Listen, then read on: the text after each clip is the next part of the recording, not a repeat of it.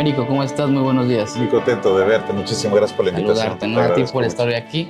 Oye, fíjate que bien interesante cómo otra vez nos reunimos después de 3 años y ha evolucionado mucho el tema político en el Estado, ha cambiado bastante, ha sido cambios políticos muy interesantes en los cuales me quisiera adentrar contigo, hoy que eres candidato a diputado federal por Jalapa, preguntarte, Américo, ¿cómo es tu mañana? O sea, ¿qué haces? Yo veo tus redes sociales todos los días, ya tienes una historia con tus hijos, corriendo en el parque. ¿Cómo es tu día a día empezando? Pues mira, todas mis mañanas son con mi familia. Yo me levanto todos los días, pues nos toca atender la cama, alistar niños. Todos los días paso con ellos un ratito. Es un cachito del día que puedo estar. Ahorita en campaña, pues difícilmente voy por ellos a la escuela, difícilmente los veo en las tardes o en las noches. Me han estado acompañando algunas cosas en campaña, eso me da mucho gusto, pero bueno, la relación que jamás quisiera yo romper con mis hijos es esta plática diaria de cómo están, de cómo les ha ido en la escuela, de qué sienten, de qué es lo que piensan, en qué soñaron, etcétera, etcétera, y eso lo cuido mucho. Yo valoro muchísimo el tiempo familiar. Empiezo la campaña desde muy, muy temprano, pero también jamás dejo de llevar a mis hijos a la escuela. Eso es un inquebrantable. Oye, qué complicado o qué retos te encuentras como papá al frente de que llevas toda una vida siendo político. ¿Cómo es enfrentar este aspecto en tu vida? Pues mira, el tema es hacer equipo. Mariana y yo hacemos un muy buen equipo y ambos venimos de casas donde pues, convivimos con políticos. Mi suegro también es una persona que durante muchísimos años se ha dedicado, muchísimos años al servicio público, ha sido representante popular, ha sido alcalde, mi papá también lo fue, y entonces ella, como yo, sabemos pues el gran reto que es y lo demandante que es la política en cuanto a los tiempos familiares. Por eso, tanto ella como yo, pues no quisimos, sabedores de cómo son las cosas, que nuestros hijos, Sofi, Tamara y José Antonio, pues no tengan esta convivencia que muchas veces el aspecto político te quita. Dicen que la política es una pareja muy celosa. Sin embargo, siempre hay tiempo y una de mis prioridades es mi familia y eso pues, simplemente no va a cambiar. ¿Y no te ha pasado que te dicen, papá, quédate otro rato más o vente conmigo temprano a la escuela, llévame tú, recógeme tú y tú como de no puedo hoy? ¿O si han sido No, te comprensivos? repito, todos los días los llevo. Todos los días los llevo y cuando iba yo a entrar a campaña, platiqué con ellos el por qué no iba yo a poder ir por ellos. Entonces les pedí que en 90 días me dieran chance de no ir por ellos, porque pues prácticamente toda la primaria yo he sido el encargado de llevarlos e irlos a traer y eso siempre ha sido de mis momentos favoritos, platicar con mis nenes. Mencionabas el aspecto de que creciste en una familia que ha estado en el servicio público, ha estado presente en la vida política de nuestra capital. De tu niñez y juventud, ¿alguna vez pensaste ser alcalde de Jalapa? Prácticamente toda mi niñez y prácticamente toda mi juventud, ese era mi gran deseo, mi gran aspiración era ser presidente municipal de Jalapa. ¿Cómo distingues la campaña de la presidencia municipal y hoy en día a la Diputación Federal? Bueno, son muchos cambios.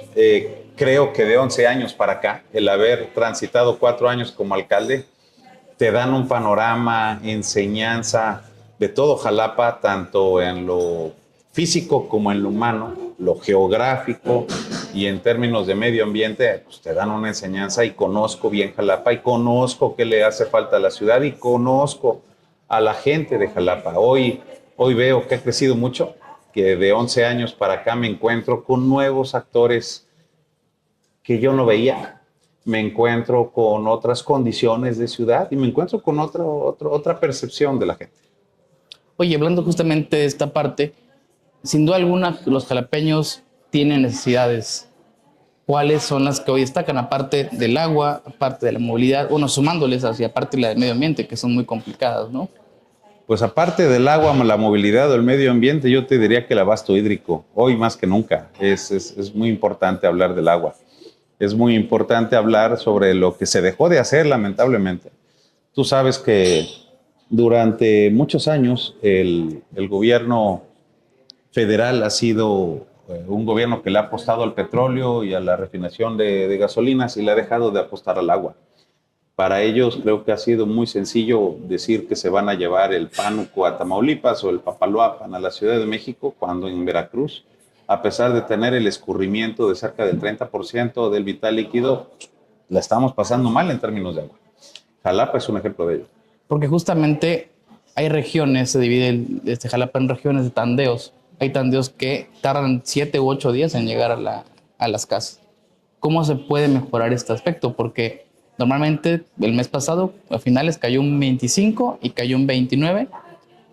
Y hay días o hay personas que les cayó el 20 y les cayó hasta el día de hoy el agua. O sea, ¿cómo se puede mejorar o regular bien este aspecto? Mira, estas ya son las consecuencias de una falta de planeación terrible.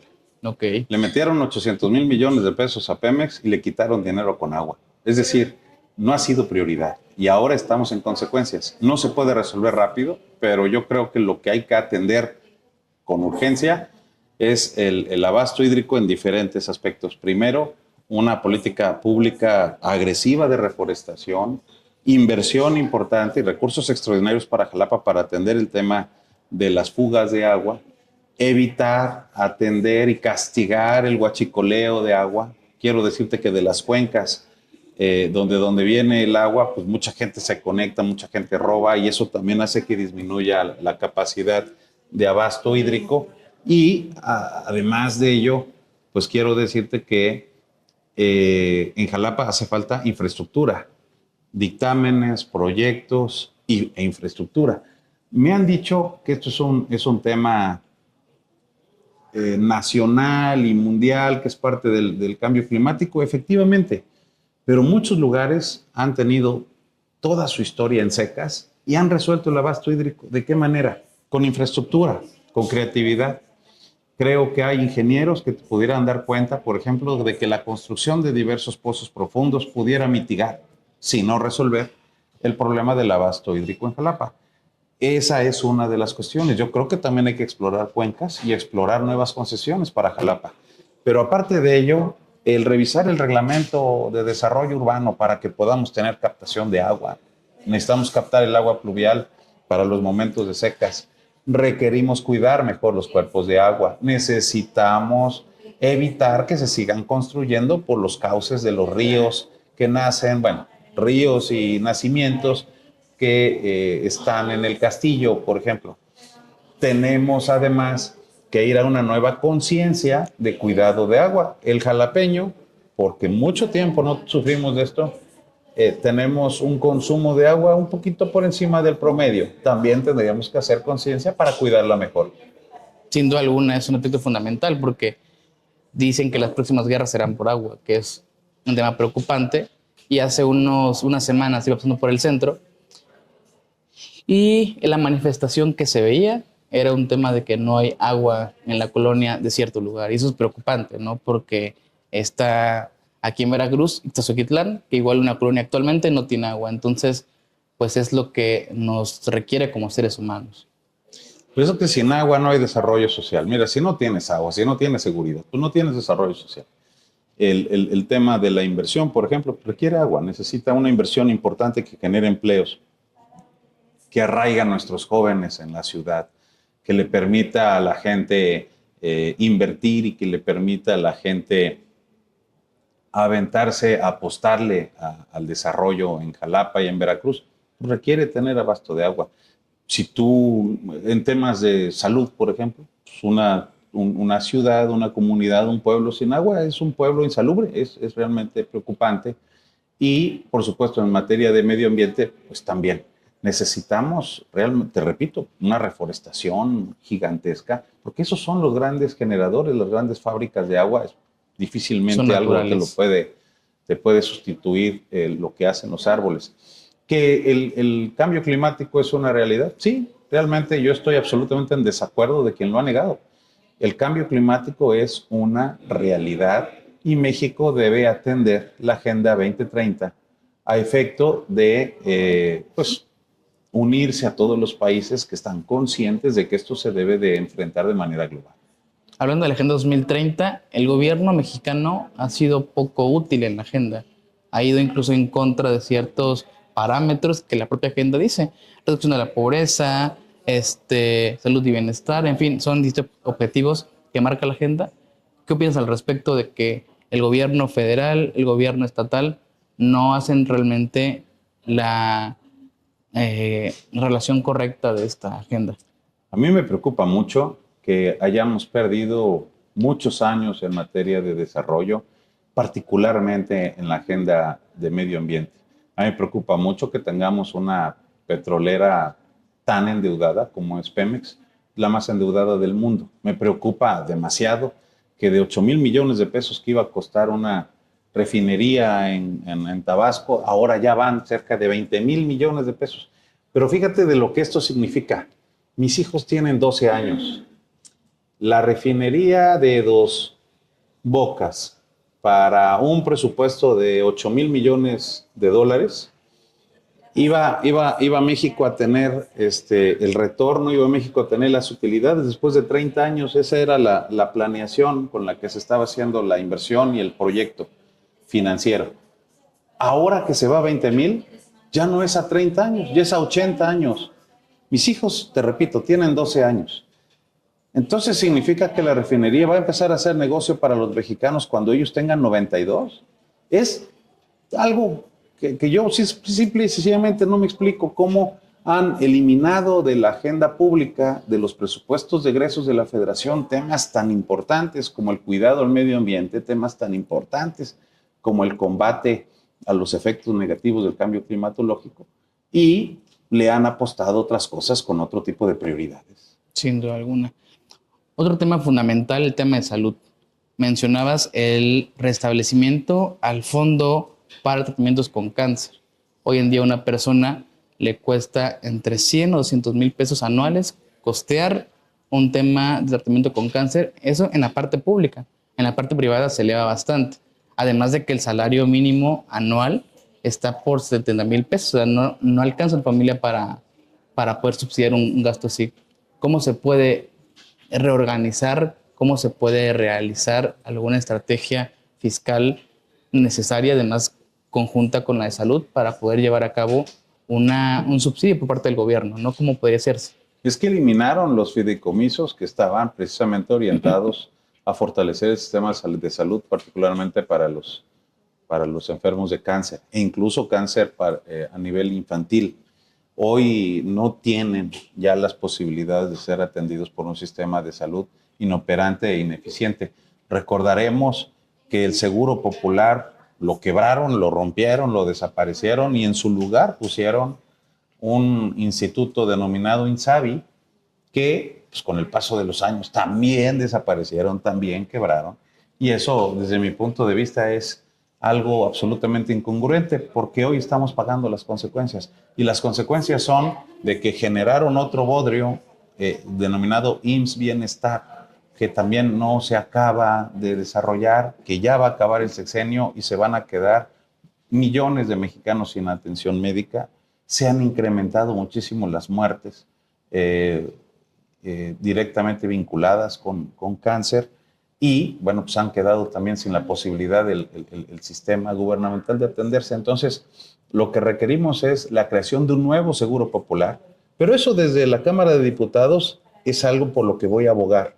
Porque tú debes de conocer perfectamente bien que un presupuesto de egresos de la Federación es lo que te refleja las intenciones y las prioridades de cualquier gobierno, tanto en lo municipal como en lo estatal, en lo federal. Y hoy las prioridades que vemos en el presupuesto de egresos 2024 es que la salud decreció, y eso es algo que a nosotros nos preocupa mucho y lo tenemos en la agenda. Oye, hoy en día la alianza PRI-PAN-PRD para muchos es algo incluso contradictorio en cuanto a ideología política, en cuanto a nacimiento de cada partido político, porque hoy en día la ciudadanía tendría que voltear a ver a la coalición como un referente y como un tema importante para este 2024. Tú lo dices muy bien, es cierto. el PRI, el PAN y el PRD somos institutos políticos que tenemos diferencias quizás en términos ideológicos, en términos de principios. Cada partido nació con una mística y con una misión en la República. Se han consolidado en el tiempo y han sido partidos históricos generadores y constructores de instituciones, pero sí, por supuesto que te tengo que admitir que hay diferencias y diferencias muy claras y muy marcadas, pero ninguna de las diferencias que podríamos tener con el de la Revolución Democrática, con Acción Nacional o el Revolucionario Institucional, ninguna de esas diferencias tiene que ver con lo que está sucediendo a nivel nacional. Lo que está sucediendo a nivel nacional va mucho por encima de estas diferencias que, si las ves a la luz de la crisis institucional y democrática que existe en el país, pues realmente son sutilezas. Lo que hoy está en juego es la defensa de organismos autónomos tan importantes como la Comisión Nacional de Derechos Humanos, como el Instituto Nacional Electoral, como los órganos reguladores. Son organismos pero tan importantes como el propio Instituto para la Infraestructura Física Educativa, como los fondos para la seguridad, etcétera, etcétera. Sin embargo, lo que más me preocupa a mí es que está en riesgo la división de poderes. Están atacando una y otra vez a la Suprema Corte de Justicia porque no les gusta que no esté superditada y que no esté tomando las órdenes y dictado en el regazo de un poder ejecutivo que, lo hemos visto, es un acumulador compulsivo de poder. Tenemos además un problema muy serio en términos de federalismo. Hoy vemos con tristeza cómo los estados y los municipios acaban siendo autoridades de segundo o tercer nivel, en donde pues les va a ir bien siempre y cuando se alineen a lo que les ordenan desde Palacio Nacional, y eso ya no estaba pasando. Entonces lo que está en riesgo es algo más grande que cualquier cuestión ideológica partidista. Lo que está en riesgo son las instituciones fundamentales de nuestra República. Por eso, cuando leemos a Levinsky en su libro Cómo mueren las democracias, nos podemos dar cuenta que cuando en un país lo que está en riesgo es la democracia misma, lo que está en riesgo son las instituciones fundacionales de esa nación, los que tenemos vocación democrática debemos, por lo menos temporalmente, hacer a un lado todas estas diferencias que pudiéramos haber registrado y concentrarnos en la lucha por defender lo que es más importante para la viabilidad democrática de la República. Sin duda alguna es muy importante lo que mencionas y va unado a lo que viene, porque hoy en día las juventudes mexicanas no creen en los temas partidarios. Es complicado que el joven salga a votar el 2 de junio, incluso con prácticas y con circunstancias que permitan a los candidatos ir hoy en día a las universidades a presentar iniciativas, ¿no? Ha disminuido. Normalmente quienes son primeros votantes son los que más votan. De ahí hacia arriba empieza a disminuir el porcentaje, 60%, 54%, 52%, incluso hasta encontrar un rezago del 20% de votación por parte de jóvenes.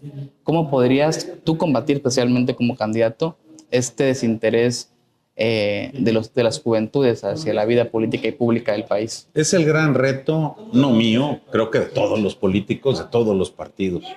Efectivamente, los jóvenes, los primovotantes, lo hacen quizás para conocer el proceso, para estrenar su INE, y tenemos ahí el registro de una buena cantidad de ellos sufragando. Es cierto, de ahí se cae. Se cae porque a los jóvenes les ha llegado a desincentivar cómo se hace política en México. Vemos con tristeza cómo hay, por ejemplo, gobernadores que estaban en un partido político, que ahora ya saltaron a otro por salvar su pellejo y por irse a un cargo diplomático, y ya los jóvenes dicen, oye, pues este no estaba de aquel lado. ¿Cómo ves a los funcionarios públicos por ejemplo, del partido Morena, que hace tantito estaban en el PRI o estaban en el PAN? Rommel Pacheco. En el caso de Rommel Pacheco, y en el caso de Monreal, y en el caso de Bartlett, y en el caso del propio presidente, y en el caso de Olga Sánchez Cordero, y en el te puedo dar una cantidad enorme, y también de políticos en lo local que también estuvieron. Pues el candidato, por ejemplo, a gobernador de Movimiento Ciudadano, No pasaron ni 20 horas desde que renunció a Acción Nacional cuando ya hablaba de la vieja política y el PRIAN. Ese tipo de cosas desincentiva a los jóvenes porque efectivamente y con razón dicen, pues son lo mismo. Estos cuates estaban hace poquito atacando a los que hoy están haciendo equipo y con los que hoy están desayunando. Hoy también los destantea, también vernos al PRI, al PAN y al PRD juntos, pero por la razón que te digo, y pues los jóvenes no ven utilidad en su voto. Cuando empiezan a votar es cuando empiezan a comprar su despensa, empiezan a pagar su renta, empiezan a buscar créditos, se quieren casar y ya identifican que su voto sí es muy importante porque el rumbo del país les gusta o no les gusta y pueden castigar o no en ese momento. Pero hay muchos jóvenes, no todos, también hay muchos jóvenes participativos, pero muchos de ellos de veintitantos no encuentran utilidad al voto. Y es con ellos con quienes les tenemos que decir, desde mi punto de vista, si tú quieres con humor, si tú quieres desde el deporte, si tú quieres, como podamos llegar a ellos a través de redes sociales, a ellos hay que decirles que no se trata de un partido, no se trata de colores, no se trata de siglas, de lo que se trata es de causas.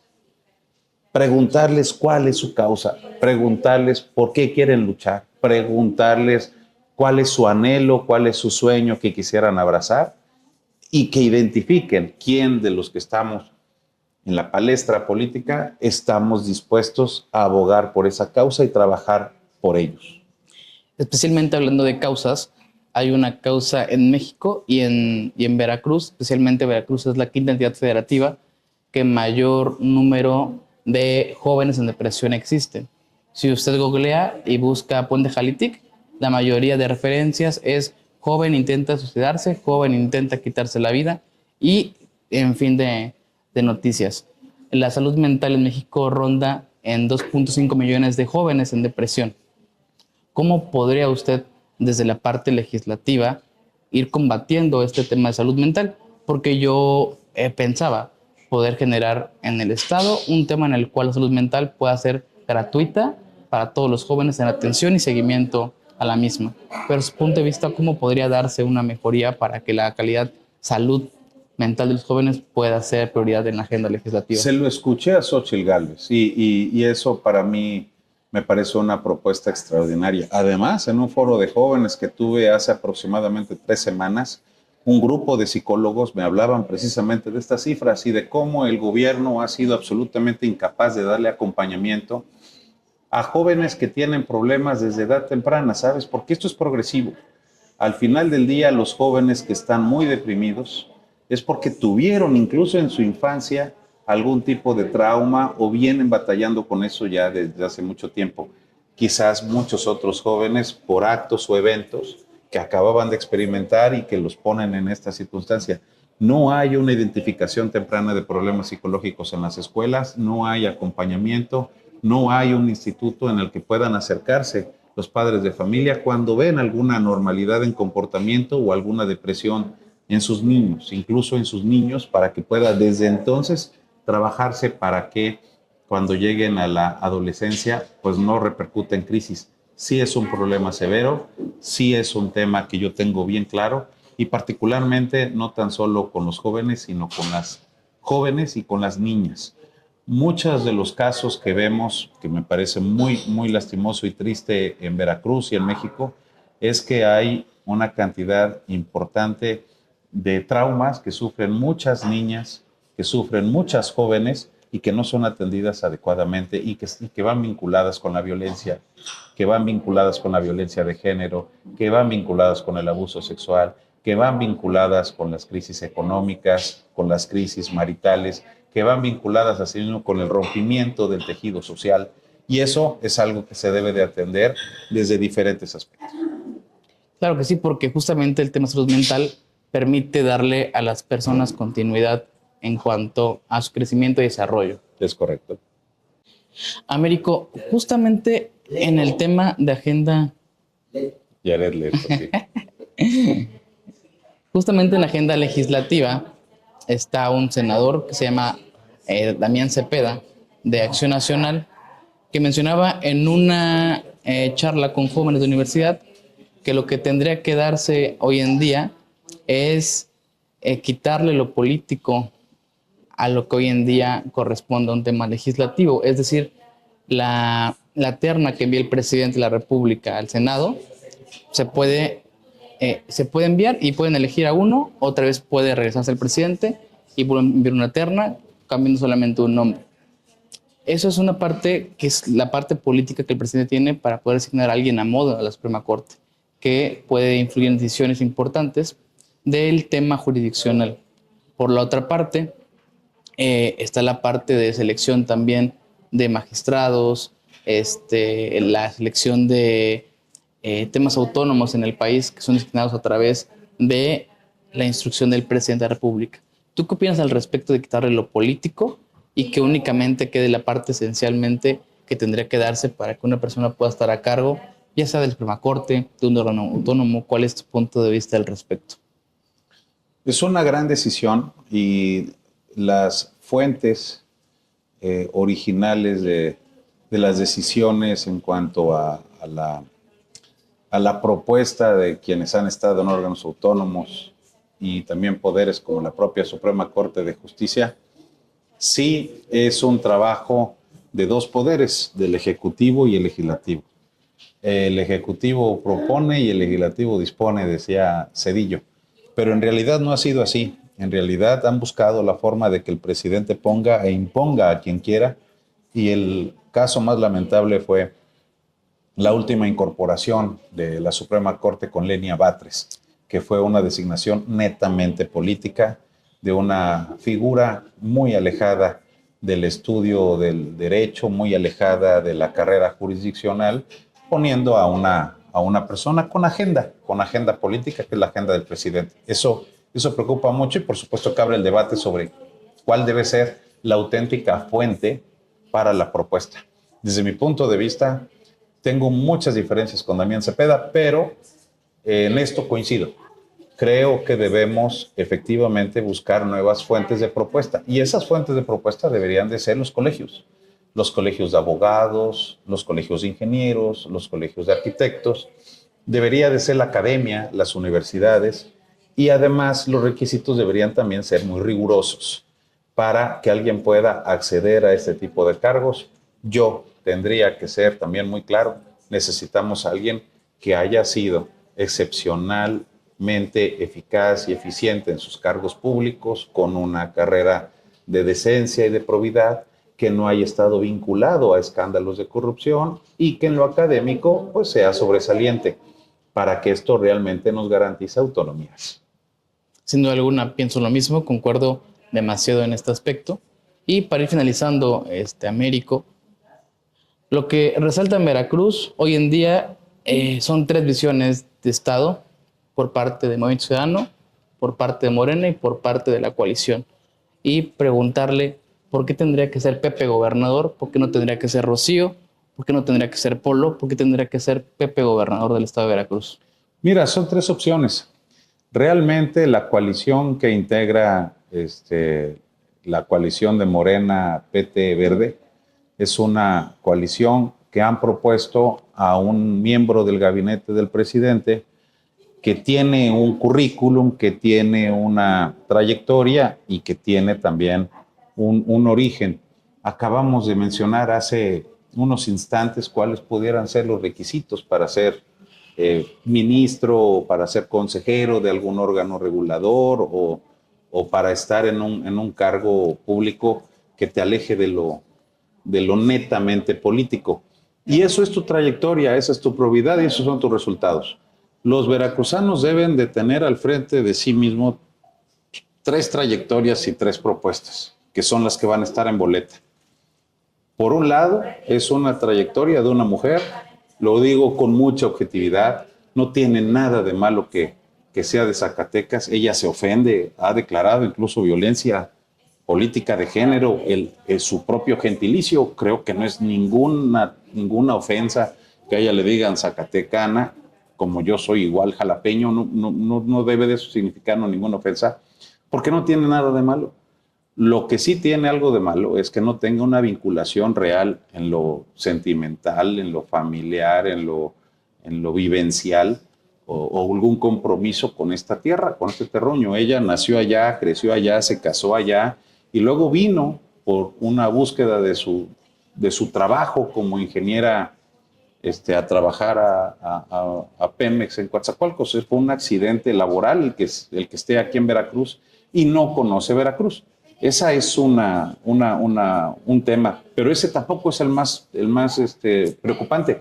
El más preocupante es que hoy día todos los veracruzanos conocemos de una fortuna que ha sido amasada en un tiempo récord con un salario que no corresponde a su patrimonio. Entonces, eso sí es algo que preocupa porque estamos hablando de alguien vinculado con acciones y con temas de naturaleza administrativo muy cuestionable. El tema de Movimiento Ciudadano y su candidato, pues ya lo platicábamos, realmente no, es alguien que no merece mayor comentario. Es un candidato que, pues te repito, tenía horas de haber renunciado a Acción Nacional, entonces no sé cómo puede estar hablando ahora de la nueva política y de que si la vieja política, cuando él tenía de verdad muy poco tiempo de haberse ido del PAN. ¿Qué ha sido? Pues ha sido diputado, alcalde de Medellín.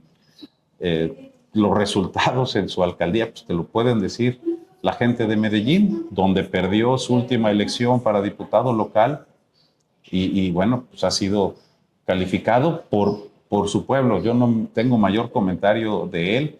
Un hombre que jamás hemos visto vinculado a un sector productivo, que jamás hemos visto recorriendo el estado, que no lo conoce absolutamente nadie, que nadie tiene una opinión de él fuera de Medellín, porque jamás lo hemos visto en una tarea de visita a los veracruzanos. Realmente no se conoce, es muy desconocido. Va con la misión, creo yo, de salvar el registro de un partido. Y en algún momento también hay una cierta interrogante por si su misión es partir un poco el bloque opositor que debe de fortalecerse. Y en el caso de Pepe Yunes, ¿qué te digo? Un hombre que le ha dado más de 27 años de servicio a los veracruzanos, de atención, que ha trabajado con humildad, con respeto, con inteligencia, con seriedad, que conoce 212 municipios, que conoce todos los sistemas productivos de Veracruz, que ha sido un cercano representante popular, que ha sido el mejor senador que ha tenido el Estado, porque ha direccionado en el presupuesto más de 5,000 millones de pesos para atención a diferentes aspectos en Veracruz. En Jalapa te pudiera yo hablar de colectores pluviales, la nueva imagen del centro histórico, que fueron recursos que él como senador direccionó y gestionó a favor de los jalapeños. Y entonces, bueno, pues su trabajo ahí está, su trabajo consta en obras, en servicios, en atenciones, y a mí se me hace simple y sencillamente la única opción que tenemos los veracruzanos para enfrentar las crisis por las que estamos padeciendo. Américo, por último, entramos a un bloque en el cual te voy a decir una palabra y tú me respondes con otra para finalizar este programa. Entonces, decirte primero, ¿qué se te viene a la mente cuando te digo Pepe? Gobernador. Rocío. Corrupción. Jalapa. Mi hogar. México. Mi orgullo. Veracruz. Mi patria chica. Gobernatura. Pepe Yunes. Diputación. Mi futuro. Américo, te agradezco mucho esta entrevista. Al contrario. Fue un gusto tenerte aquí en este programa. Muchísimas gracias. Esperamos verte próximamente cuando, si llegas a ser electo, poder entrevistarnos y ver tu agenda legislativa. Entonces nos vamos a ver pronto. Te agradezco mucho, Américo. Muchas gracias a ti.